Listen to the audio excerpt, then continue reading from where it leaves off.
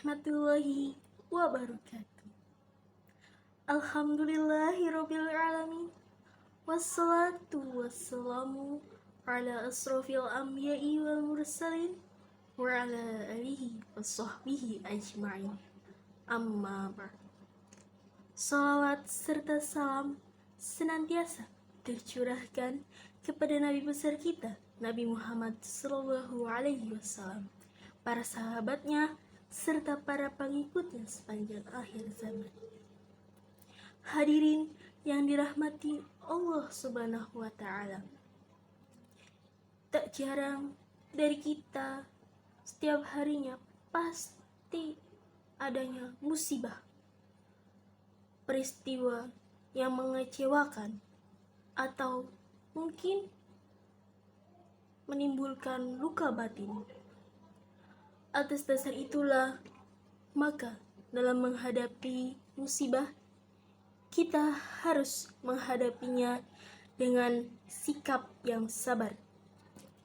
Karena semua musibah itu datangnya pasti atas dasar sepengetahuan Allah Subhanahu wa Ta'ala. Hadirin yang dirahmati Allah Subhanahu wa Ta'ala, sabar adalah suatu sikap untuk dapat menahan emosi dan keinginan serta bertahan dalam situasi sulit dengan tidak mengeluh. Sabar secara bahasa artinya itu al-habsu, yaitu menahan diri, sedangkan secara syar'i sabar ini terdapat 3 hal. Yang pertama itu sabar untuk ketaatannya kepada Allah Subhanahu wa Ta'ala.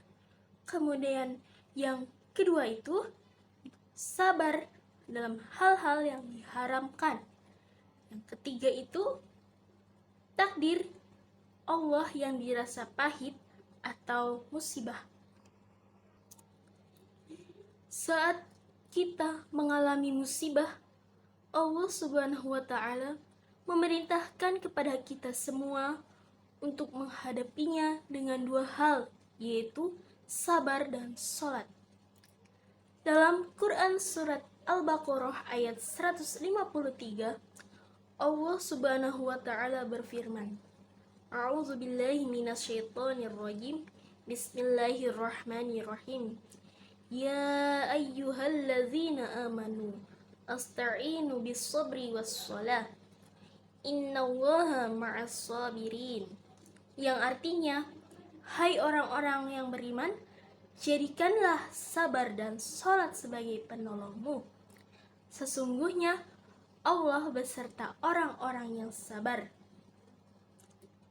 Dalam ayat tersebut, kita itu diperintahkan untuk sabar dan sholat. Bahkan disebutkan bahwasanya sabar dulu baru sholat.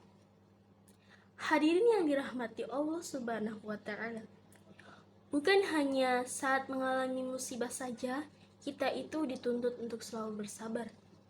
Namun, seperti dalam pengertian sabar secara syar'i yang saya sampaikan tadi, maka kita juga dituntut untuk sabar dalam ketaatan Allah Subhanahu wa Ta'ala dan hal-hal yang diharamkan. Mengapa sih terhadap 2 hal itu kita juga dituntut untuk bersabar? Ya karena kan tidak mudah menjalaninya. Bahkan bagi sebagian orang kan menjalaninya itu sangat berat. Nah, taat kepada Allah Subhanahu wa Ta'ala dan menjauhi hal-hal yang diharamkan itu bukanlah suatu perkara yang ringan. Semudah membalikkan telapak tangan bagi orang-orang yang selalu ingkar kepada Allah Subhanahu wa Ta'ala dan tidak ikhlas menjalani kehidupan, itu sangatlah berat. Mengapa? Karena taat kepada Allah Subhanahu wa Ta'ala itu berarti kita banyak mengorbankan kelezatan dunia dan berperilaku prihatin, tidak mengumbar hawa nafsu atau kesenangan duniawi. contoh kecil yang diperintahkan untuk berpuasa di bulan Ramadan.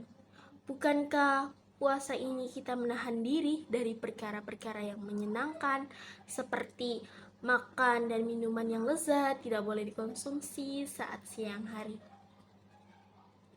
Kemudian mengumbar syahwat juga dilarang, padahal semuanya itu adalah perkara-perkara yang menyenangkan bagi manusia. Biasanya seperti itu. Hadirin yang dirahmati Allah Subhanahu wa taala, lalu bagaimana sih cara kita untuk bersabar sesuai dengan pengertian yang syar'i tersebut? Nah, saat mengucapkan kalimat innalillahi wa inna ilaihi rojiun, sekian penyampaian hitobah mengenai sabar dari saya. Semoga kita selalu diberikan kesabaran dalam menghadapi musibah apapun. Wabillahi taufik wal hidayah. Wassalamualaikum warahmatullahi wabarakatuh.